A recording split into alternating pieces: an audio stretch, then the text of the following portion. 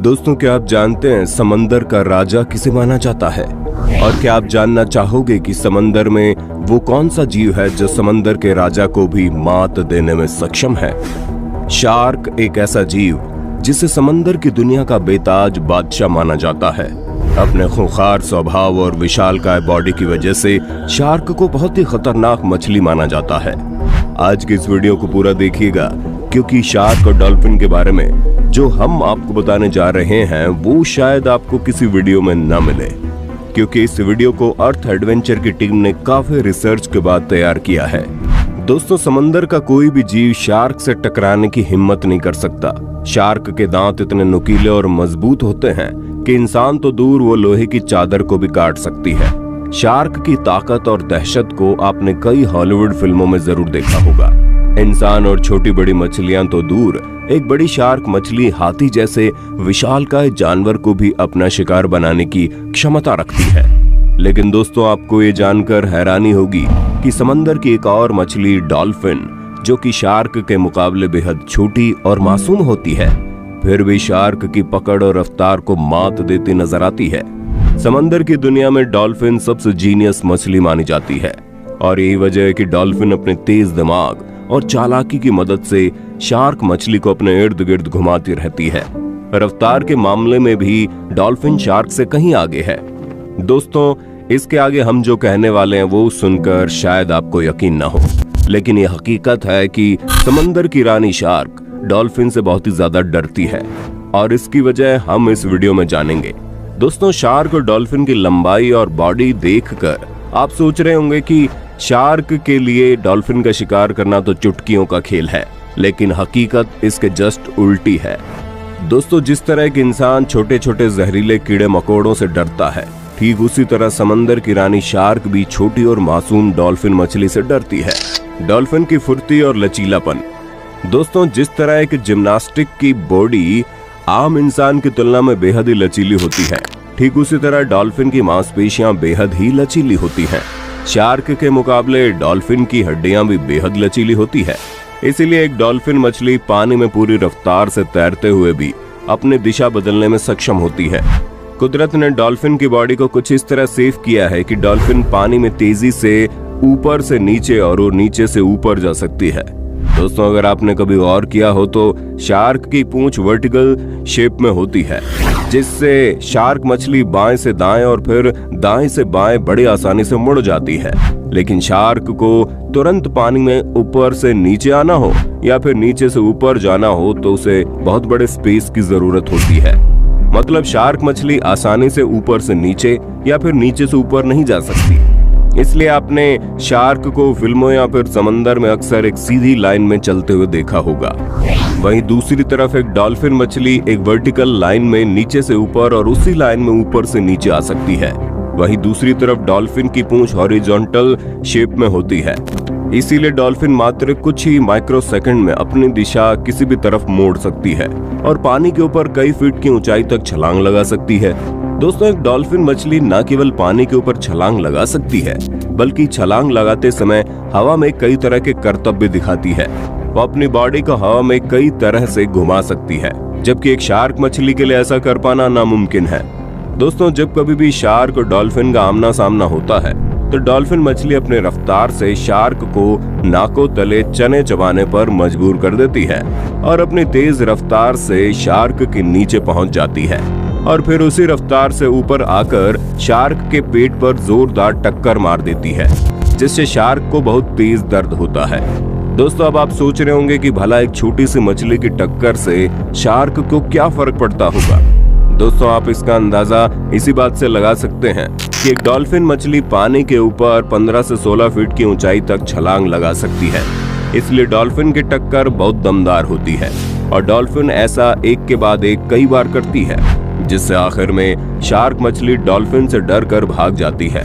दोस्तों, डॉल्फिन का मुंह एक छछूंदर की भांति पतला और लंबा होता है और बेहद ही मजबूत हड्डियों से बना होता है, और जब कभी भी डॉल्फिन अपनी पूरी ताकत से शार्क के पेट पर प्रहार करती है तो शार्क मछली के पेट की मांसपेशियां टूट जाती हैं, और जायज सी बात है कि इतने खतरनाक ठोकर खाकर शार्क मछली डर कर भागने पर मजबूर हो जाएगी। समूह में रहना।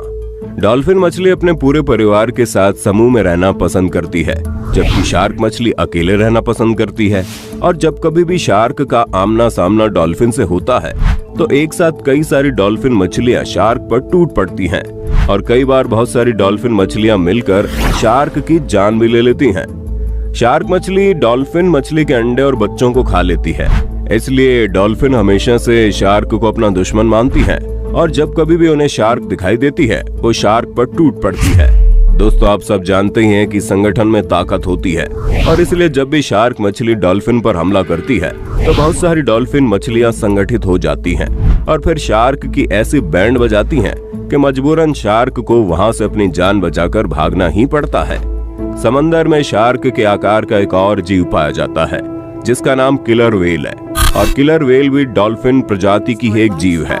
इसलिए अक्सर देखा जाता है कि किलर व्हेल डॉल्फिन मछलियों के झुंड के आसपास ही पाई जाती है और जब कभी भी शार्क मछली डॉल्फिन मछलियों के समूह पर हमला करती है तो किलर व्हेल भी डॉल्फिन मछलियों के समूह की सहायता करती है और शार्क को आड़े हाथों लेती है।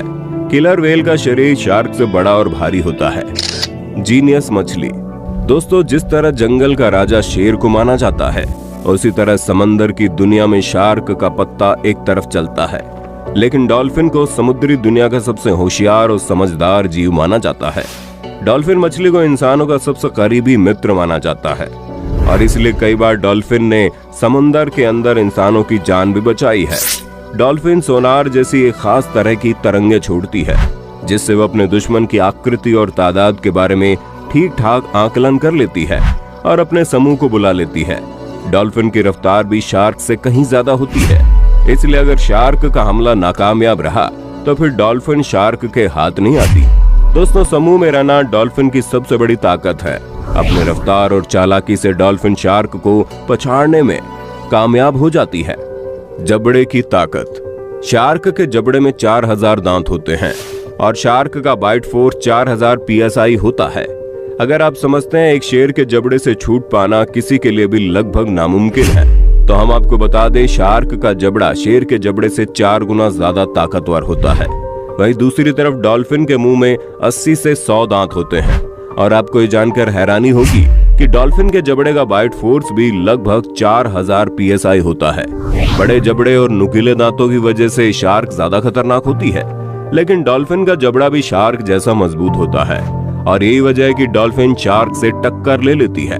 दोस्तों, शार्क का जबड़ा इतना मजबूत होता है कि एक बार अगर कोई जीव उसमें फंस जाए तो फिर तब तक बाहर नहीं निकलेगा जब तक उसके 2 टुकड़े न हो जाएं। लेकिन फिर भी कई बार समुद्र के किनारे शार्क की लाश पाई जाती है और उससे साबित होता है कि डॉल्फिन के एक बड़े समूह ने मिलकर शार्क के ऊपर कई प्रहार किए, जिससे शार्क की मौत हो गई। इसलिए शार्क डॉल्फिन से दूर रहना ही पसंद करता है। किलर व्हेल और ग्रेट व्हाइट शार्क। दोस्तों, शार्क को समंदर की दुनिया का दैत्य कहना गलत नहीं होगा, क्योंकि समंदर के भीतर किसी भी प्रकार के जीव को अपना शिकार बना लेती है।